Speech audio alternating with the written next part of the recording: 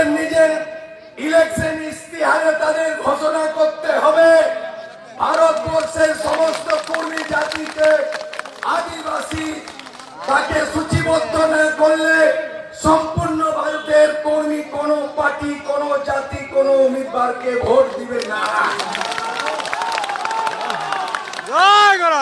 বাপ বলে দিবে নরেন্দ্র মোদী দিবে।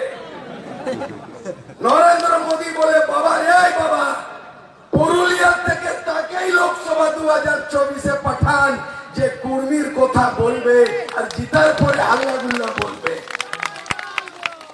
এই একতাটা না আনলে দাদা আমার পুতলা জ্বালাচ্ছে ওরা।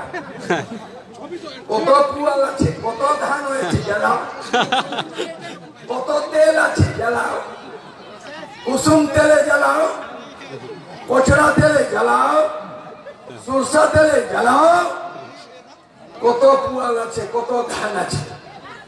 সূর্য সিং বৈশ্রা জীবন্ত আছি এটা পুরুলিয়ার মাঠে।